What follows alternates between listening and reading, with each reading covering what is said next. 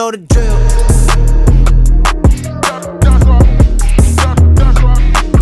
You know the drill.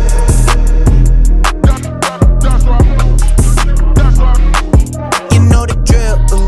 I'm a tip-top shape. They in tick-tock shape. I'ma fix my play. You know the drill. What's up, guys? How we doing today? Welcome back to another episode of Rise and Thrive. I'm Justin Collier, also known as JustFitCT, and then Justin Collier with 2 R's as well.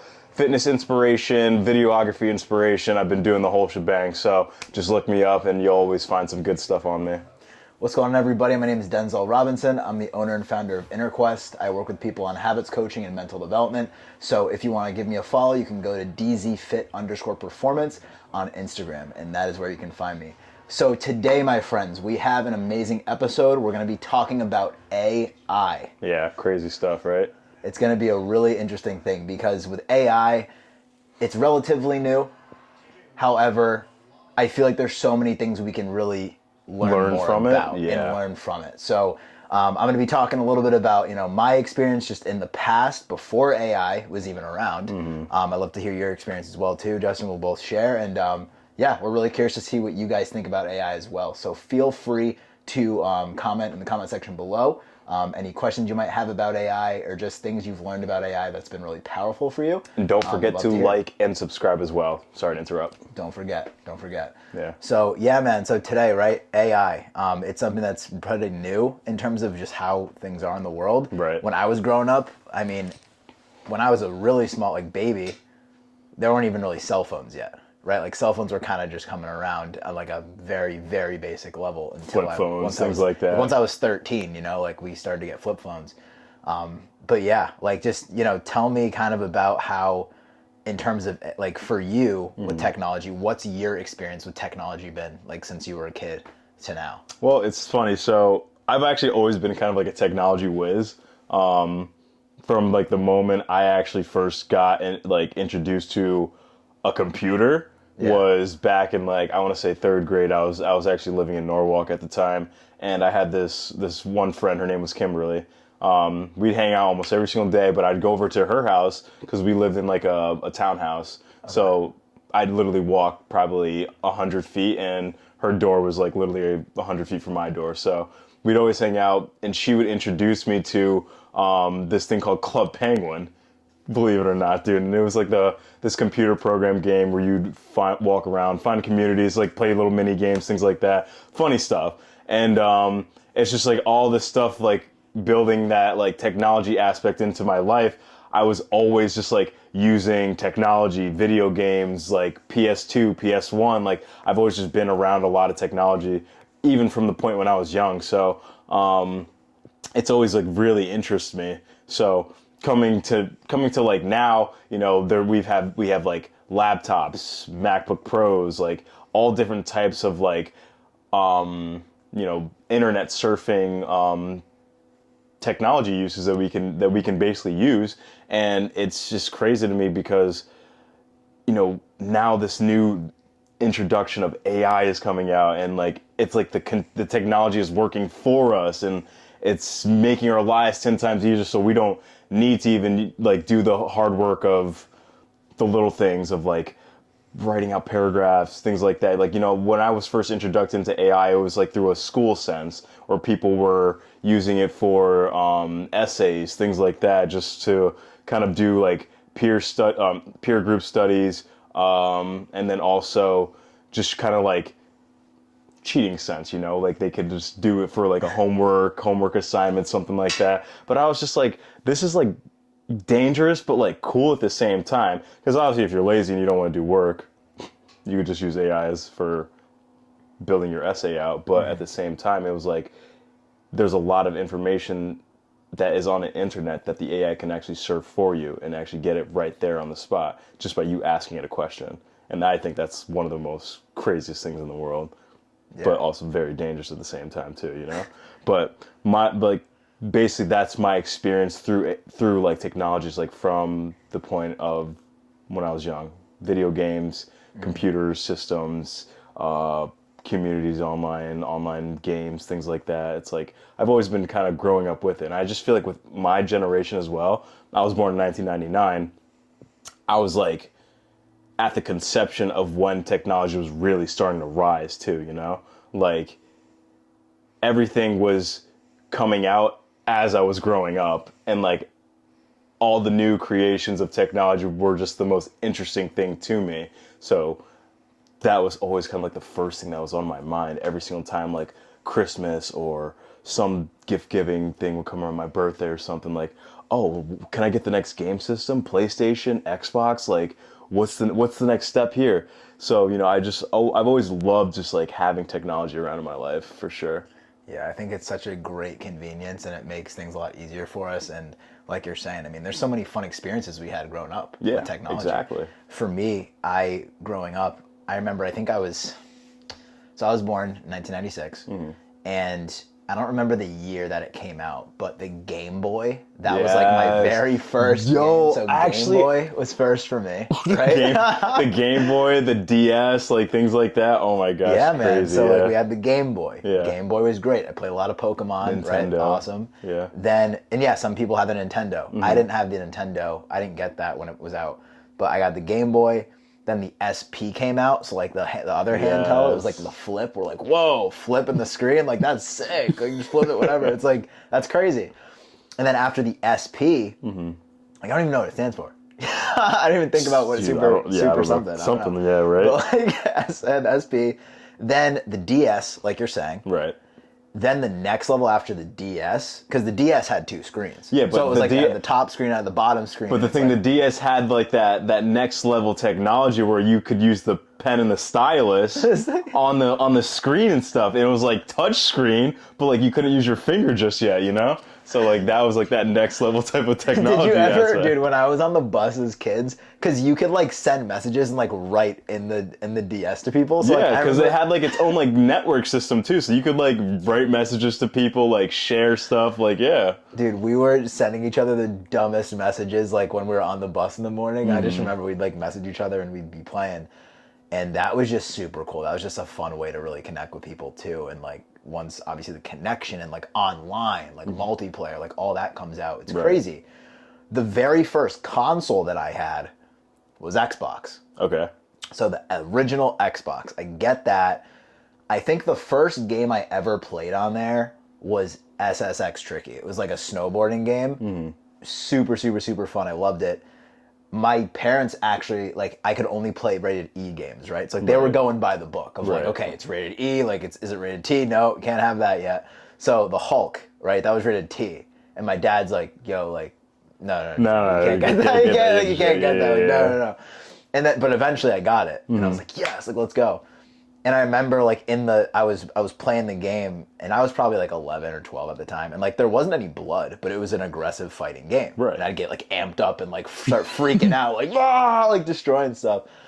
And I remember like there's one part where a officer in the game, he's like, "Oh, what the hell?" And like that's the first time I like heard a swear word in the game. I was like, "Whoa!" Like wasn't expecting that. You know, like 12. But obviously, you know, a lot of people nowadays, I mean, you got like 13, 12-year-olds playing rated M games, like guts, gore, everything. Call of Duty. And exactly. And so like, obviously it kept leveling up, and eventually I got to that, and it doesn't really faze me. But dude, just looking at that growth and just the experience of the SP, the DS, the PSP, right? PlayStation Portable, the Xbox, and then the PlayStation 2, right? I was playing all this Guitar Hero. Yeah. Guitar Hero is honestly still my favorite game of all time. That's Hands a legendary down, game. If you pull out Guitar Hero at a family gathering or anything, I'm going on expert and I'm beating you. All right, you're done. Agree. Yeah. Toasted. Oh boy, yeah. Yeah, so it was really, really fun just to kind of go through that whole process. And now we have the PC gaming. So obviously Xbox 360, Xbox One, you have all these newer consoles. And I was there through all of it. And now the PC gaming. Where the graphics are absolutely ridiculous. Like looking back, because we had so much fun when the graphics were terrible on these games that we didn't really even think about it. It was just like, this is amazing. Well, PC gaming has always been around. It's just it was a lot more prominent to like have a console back in the day, because it was just becoming so popular to like play PlayStation or play Xbox, or like, you know, you had a side between the two because it was starting to become like a civil war between like PlayStation and Xbox. Like I don't know, but and then you had like your PC gamers that came out of nowhere and it's like, yo, we just dominate everything because we got the best controls, Hardcore. aim, like things like, I don't know. It was just a whole funny like competition between the gamers, but dude, it's just technology has just come so far, man, so far. So far, and it's just like some of these games just look so crazy realistic too, and like the effort that people put into like actually building them out. Can you imagine?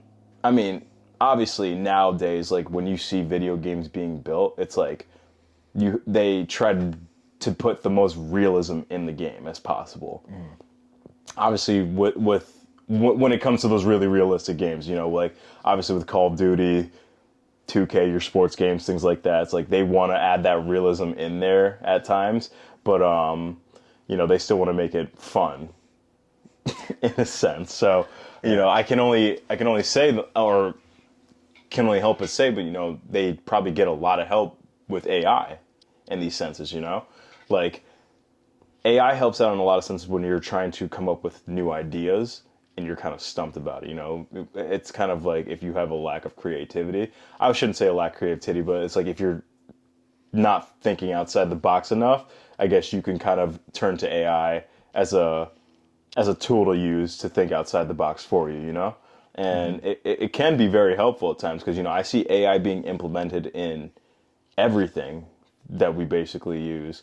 And even when I'm out here, you know, editing my videos and stuff like that, you know, I constantly am getting these little notifications on my editing apps like, hey, do you want to AI stylize this? Like maybe utilize our AI app here, and then we can create like a platform, like a template for you for this next video or and I'm just like, wow, this is like pretty cool. But like at the same time, I'm like, I don't need this.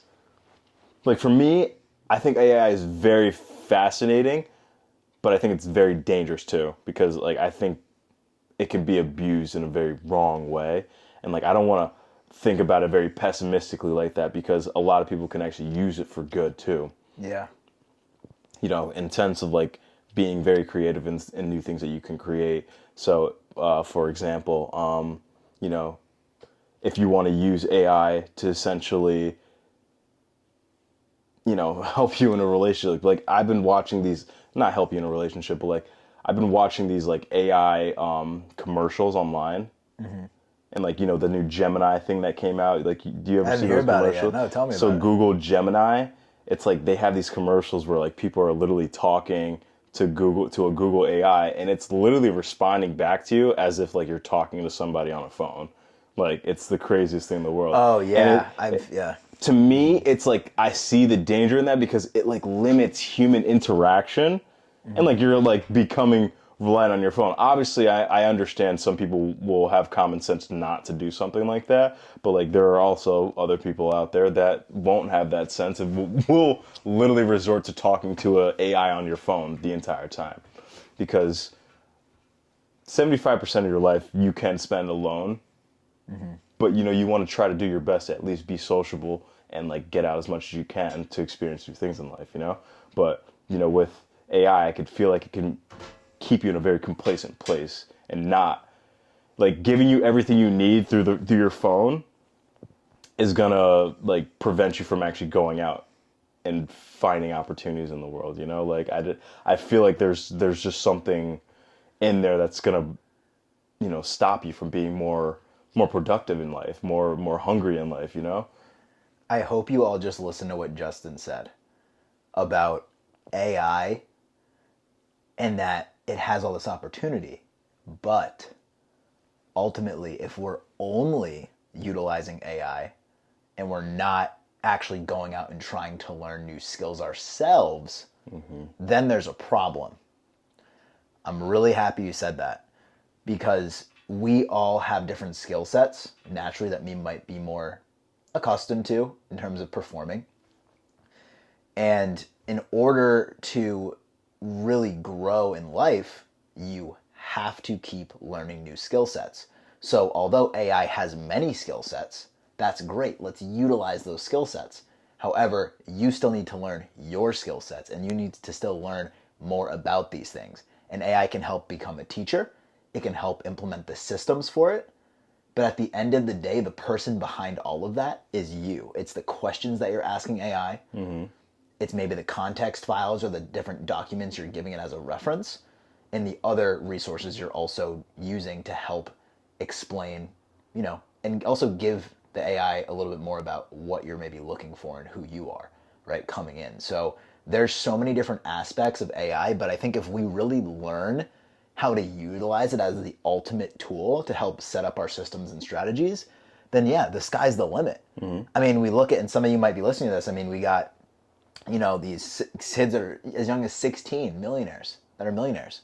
And you ask yourself, well, how is this kid a millionaire? Well, guess what? He's got a supercomputer that he knows how to use. So he or her know how to use. So the same thing for you. If you learn how to utilize AI, I think you're going to be very successful.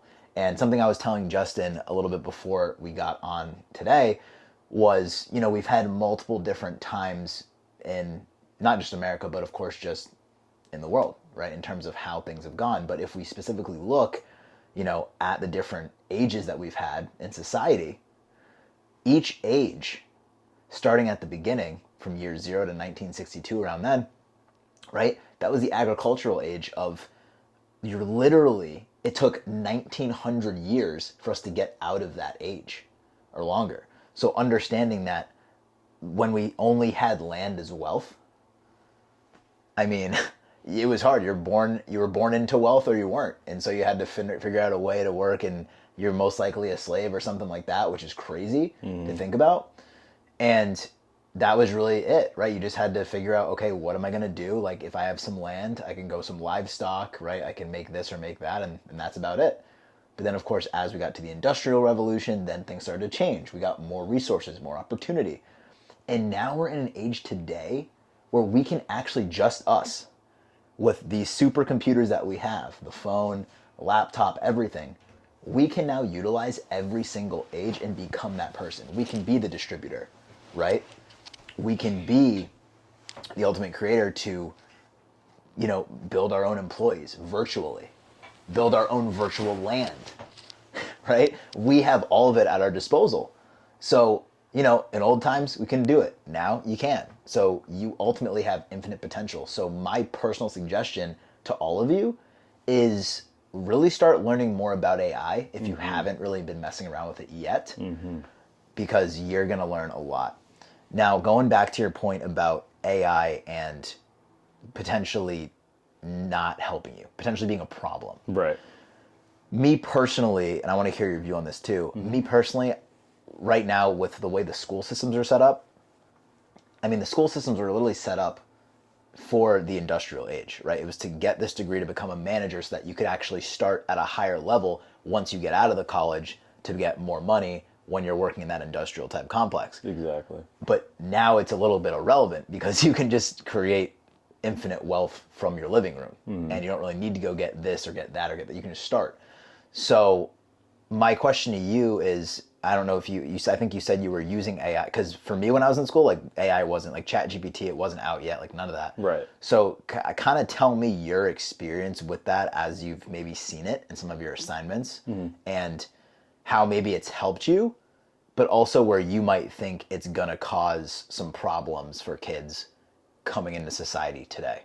Yeah, no, great question. So, I mean, personally, my experience with ChatGPT, that, I feel like that was the first AI type of website or source that I used. It was when I was actually in college, like 2019, 2020-ish, I guess. December 2019 is when I graduated, but like somewhere around the 2019, I was like the ending of 2019, I was literally finishing up an essay, I think for, I can't remember the class, honestly, but it was for some class in community college, and I was just like, I'm stumped right now, and I have all this other homework I need to do. Am I really gonna use Chat? Because like the thing is, I'm so old school, and I'm like used to doing 4 or 5 page essays like easily, because Thank you, Fairfield Ward. You taught me so much about just doing essays for no reason. Okay. But All right. Yep. but yeah, no, I was always just so like accustomed to writing out those type of essays, and this was the one time I was just like, all right, I'm just feeling very lazy right now. I've heard ChatGPT can write out great essays for you if you just prompt it with the question that you were asked to write your essay on. So did that. Beautifully written essay. I don't even remember what it was written about, but like it was just it was introduction, 4 paragraphs, or introduction, thesis, 4 paragraphs, and then the conclusion. And I was just like, all right, cool. Hand that in, and I got like a B plus or an A minus on it or something like that. But it was just like, besides the point, it was just like, that's the type of scary stuff that I'm talking about. It's like, when you go to school, you want to go to learn, obviously. You want to learn this stuff yourself, and you want to apply your mind into these topics so you can actually, apply yourself and learn things from them. And when you're using AI to kind of do these shortcuts and you're not actually applying your mind, it's like you're not learning anything from these situations. You're using it as just a tool to take a shortcut, cut the corner, and just move on with the next thing. And down the line, those type of situations will bite you in the ass. And that's the issues that I'm keying on mainly, is like when you cut corners in a certain profession or in a certain environment, situation, and you need to know that important information, or you need to apply yourself in turn to know that important information. And if you're just using AI or ChatGPT to just cut that corner and just to get past whatever obstacle you're trying to go through, it's like down the line, when that is going to need to be applied into a real life situation and you don't know how to navigate it, then what are you going to do? Then that's when you're stuck, and that's when you get this job that you weren't really qualified to have, because you wanted to cut a corner. You wanted to use AI to kind of, make it easier on yourself. And that's not a good way to do things. You always want to make sure doing stuff in moderation, like using AI in moderation. You see a lot of businesses implementing AI to do the little bits of work. So if somebody is signing on to like your website and they want to know like, oh, how do I get in contact with so-and-so? There's a little, corner box with like a chat symbol in the corner of your phone or on your laptop or something. You click that and it's like, hi, my name is blah, blah, blah AI, and I'm here to help you. You ask them the question and they just give you all the information that you need to kind of do that. And like, back then, on certain websites, like you would need to physically either email the actual person that owned the website or the company to figure out that certain information. But now it's just like you could just ask a robotic system and just get the answers right there, And that's where it's helpful in senses, Like it's helpful that a business doesn't need to do all that heavy lifting in those small senses, They can focus more on bigger operations throughout their company, and that's where it makes it like a little bit more easier for you. But that's where I'm telling, from my point before with the whole schooling thing and being very complacent and not using your creativity and like applying yourself, that's where it can be very dangerous for a lot of kids, I feel like, especially coming up in school now, because it is so easy to just cheat on your work, just to literally go on your phone and be like, hey, let me look up my essay question here, and ChatGPT will just create that essay for me and I could just hand it in. And obviously, there's the plagiarism checks and stuff like that, but same thing, you can bypass those. It's just like that's the issue with AI. It's a big like network of just, or excuse me, it's a big library of just information. It's literally the whole internet talking to you right then and there, and that's pretty freaking scary at the same time. It'd be crazy. I just thought of this idea too. What if they got AI like in schools, where at the beginning of the year you have to write an essay by hand, like just random subject and topic, and then based off of that essay they put it into a system that notices what words you use and how you word it, so that based off of your future, which I could see how that could be a problem, but essentially based off of your future essays, like they you know pick what I up on mean? certain keywords that that use. you're using, and they're like, well, this isn't you because this is you. So You know what I mean? It's like, it'd be crazy if they I did think that. so. That would be crazy, but you Like, could see where the issue would be, problems, like, yeah. because if you're not like excelling or like at least progressing in like your knowledge, your vocabulary should be getting better if you're getting smarter, right? Yeah. That's why it comes back to like when you have the tests. It's like, Exactly. all right, it's not an open book. It's like, no, you're taking the test yourself. Like, do you know this? Right? Same thing with the writing, like the essays. It's like, okay, a homework assignment as an essay? Maybe not. And this is also something I've read about and kind of played around with, is the idea of cooperation and actually doing your homework at school. So whenever you have assignments, not just like, okay, go do it at home by yourself, figure it out, and then hand it in tomorrow. No, like the class, like you should be able to go home and do whatever the lecture is, right? Okay, you got this. Maybe take some notes to bring your ideas. And then you bring in your ideas to class tomorrow, you cooperate with everybody, and you're like, hey, like, so I had this idea from this and this and this and this, and then you had this and this, and then, oh yeah, that's really cool. Okay, like let's, and then you do like projects together. Right. Because the way the outside world works, it requires cooperation. You're not just in a room doing everything by yourself with zero help. That's just not how the world works. So I think a really great way for education systems to move is really through utilizing cooperation and not just having students, just do it all yourself and like, yeah, we'll get your grade. No. Work together. Build those skills, because obviously COVID, a lot of the kids, especially younger kids during COVID, they missed out on some core years of their development with socializing. So now they're kind of playing catch up.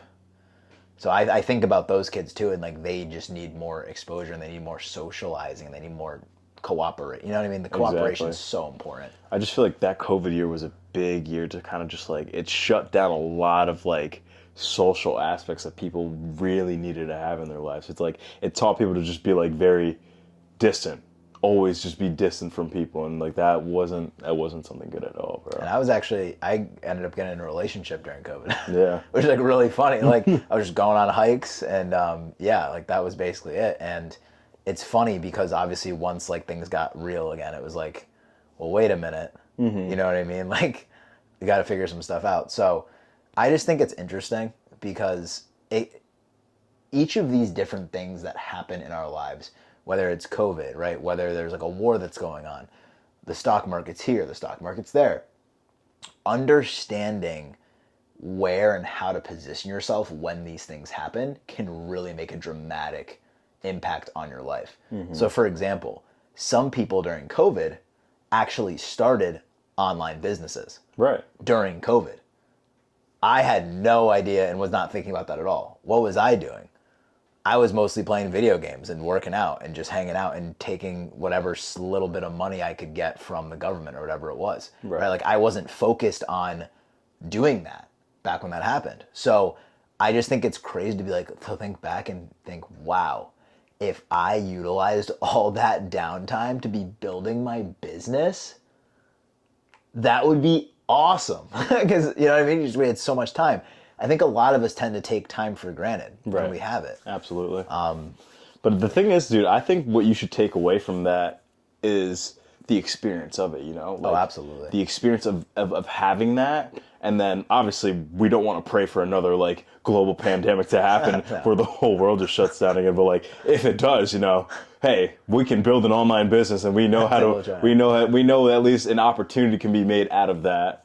So, a little bit of laughter in a cynical situation, but anyways, it's more of just like, having that experience to navigate and know how to better yourself in future opportunities, like that's the important thing. Mm-hmm. It's like everybody needs to go through these experiences. Like you can't be shying yourself away from it. You don't want to take these corners, take these shortcuts, because if you don't apply yourself, if you don't show up, you're never going to learn these things yourself.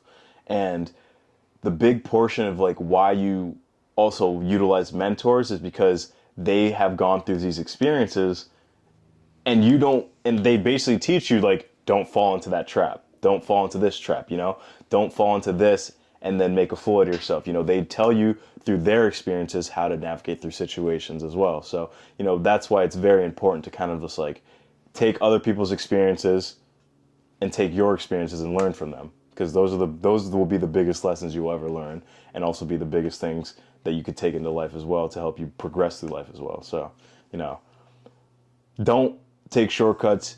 Like I just said before, do everything in moderation. I know AI is there to help you, but it's not there to use you. You need to use it, So I love that. Yeah. And going back to the mentor thing quick, understanding that you're on the field, right? This is a really good way to look at it. I know you got this too. It's like with football. It's like you're the quarterback, right? You're on the field. You're looking around. You're trying to see what's happening. Your mentor is in the skybox or wherever, like high up, looking down and saying, and is on the receiver with you saying, hey, that guy's open. That guy's open. This guy's open. Yeah, okay, don't go over there. Don't go over there. They're seeing all the fires that are on the field. They're seeing all the things that are happening and understanding that they are helping you to avoid those things and find the right opportunities. So I highly suggest, like you said, like find a mentor, find someone who's done what you want to do, follow their lead, and apply everything they're saying. Apply it and actually do it. Apply it and do it. Good stuff, bro. Good stuff. Yeah. So, dude, technology is great. Technology is taking off, bro. And I'm grateful for my childhood. It's funny. I look back and I actually remember the very first song that I listened to, the first like 2 artists I listened to on my iPod Shuffle. I think it was like the Shuffle that was first. Like was that like that little box thing? Yeah, the little rectangle box thing that just had like the circle on it that you could click through. Yeah. So I had so AC/DC and Metallica were the first like 2 bands that I had on there. And it was great. I remember being like in the car and listening to Back in Black, and it was just like blasting on my headphones. And I'm just like, it was the craziest experience. Like having sound like that in just such good quality, sounding like it's coming from all around. It's like the first time you have that experience, like you don't forget it. Dude, what about the first experience you've had with like wireless headphones? Like how much of a game changer was that when you went to the gym and you didn't need to put in like wired headphones? Game changer. That was years for me. That took me like a decade. After it came out, I'm like, oh, I lost my old headphones. All right, well, hopefully I can get AirPods or something soon. I ended up getting them for Christmas, which was awesome. And they had like the noise, like I didn't have AirPods for the full first generation or whatever. I got them once the noise canceling came out. Right, so I got those for Christmas and I put them in and I'm just like, game changer. This is so easy. And then someone calls me and I'm talking to, oh, this is so easy. Yeah, game changer. Game changers. On speakerphone or like just some stupid crap. Yeah, bro. Honestly, technology has just helped me out so much throughout my life, and I couldn't be more happy. That's why I'm happy that I don't let it take over my life. But it's just like, dude, the times where I need it, it has come in clutch for me for sure. Sure. Well, even this podcast we're filming, this is some good technology that we're using right now. Fire. You know what I'm saying? Yeah, and so talking about technology in terms of the phones, so now kind of changing from AI, I know we're talking about AI, we're talking about this. Now, actually, with staying on the AI topic as well, what's really interesting is, like you said earlier, they are learning how to mimic voices. Oh, yeah. There's AI that can like mimic voices. I mean, dude, so that is a whole nother topic of like people who are scammers out there scamming, or like they can utilize AI as in a very bad way. So we have to be more careful of like if we hear a voice and we don't know who it is. You know what I'm saying? Like it's getting crazy. I know what you're saying. Like that's also part of the dangers of AI, is because like you can mimic people's voices. Like I don't know if you've seen or heard any of the songs that have come out, but back, I think this was like 2 years ago, somebody made like a Drake AI song that just went so viral. Like, forgot. It was called like Heart on My Sleeve or something like that. But like dude, sounded exactly like him. Song was absolutely fire. Like and Drake's like, I didn't make that. people were putting it all over their Instagrams. People were putting it all over this. The thing is though, whoever made this song, it's like it got that popular that it got Drake's attention. So Drake had to be like, look, you're clearly using my voice in a song that's not mine.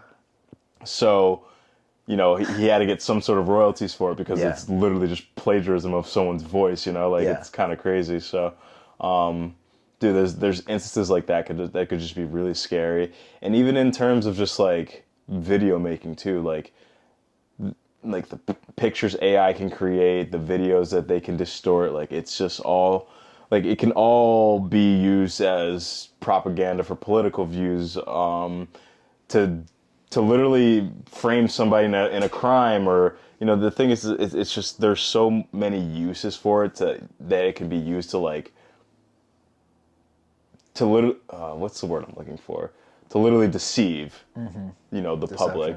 It can be used as a really good deception to a lot of viewers or whatever the case it may be used for, and that's the sense is it can be very, very, very dangerous. So, you know, just be careful in how you utilize AI. Obviously, you know, there are a lot of people out there that are smarter than others, but you know, you want to be the good apple out of those people. So, honestly, I'm happy I don't have to encounter anything like that, but yeah, there are just a lot of instances like that can be very, very not good. So let's hope that doesn't happen to us, right? Yeah, and think about this, everybody. With AI, there's a lot of jobs that will become obsolete in the next couple of years, and that already have become almost obsolete. So really take it seriously when we say, what skill sets are you developing, right? What value are you creating? What things are you doing to really build your value so that a company would want you? And this is where I think the leadership aspect comes in, of understanding how to be a leader and how to manage things is super important, because a lot of the simple tasks that don't require, I mean, we have robots who can do all the assembly line type stuff now, right? Like people don't necessarily be doing that. Now you see in grocery stores, there's robots that are reorganizing, scanning everything. Don't need a human for that. So continue to build your knowledge and continue to build that value of just things you can do, right? It doesn't matter what it necessarily is, but just understand that a lot of the base level things and base level jobs, they're gonna start kind of getting rid of those. So what you really need to learn is learn how to use technology. Really learn and utilize technology. Find courses online, right? Utilize free courses, things that will just teach you how to use these tools so you can really start to develop yourself in a way where you're not gonna be, you know, screwed really at the end of the day. You're not gonna be scraping by, barely making it.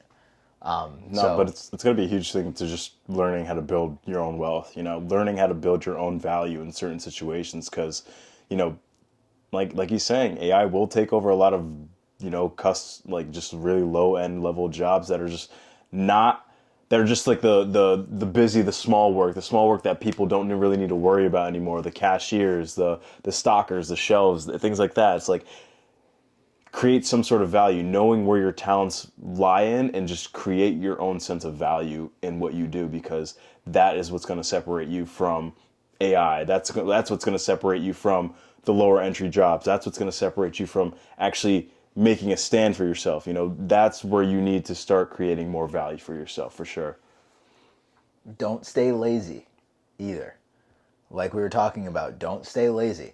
Just because we have someone at the tip of our hand to do a bunch of stuff for us, doesn't mean you shouldn't be working out, you shouldn't be reading, right? You shouldn't be praying. Like there's certain things you need to be doing every day to still build yourself in the mind, body, and spirit. Not just, okay, let me just use technology to do, no. You as an individual, you as a spirit, build your spirit, build your mind, build your body, be healthy, stay healthy, because you're still going to need your body to operate on a high level. And guess what happens? When you operate at a high level and you know the knowledge of how to utilize AI, now guess what? You are 10xing your ability to utilize AI in those systems because you are a healthier individual yourself. So it only multiplies your ability to succeed and your ability to generate more wealth and generate more abundance in your life. Powerful stuff, brother. Yeah. Powerful stuff. Sweet. Well, yeah, guys, thanks for listening. Thanks for tuning in. Once again, my name is Denzel Robinson. You guys can follow me at dzfit_performance on Instagram for more habits coaching and lifestyle development. Take control of your life. Once again, I'm Justin. Follow me, Justin Collier, with 2 R's, JustFitCT for the fitness inspiration as well. But yeah, we'll see you guys on the next episode. Peace. Don't be left behind. You know the drill.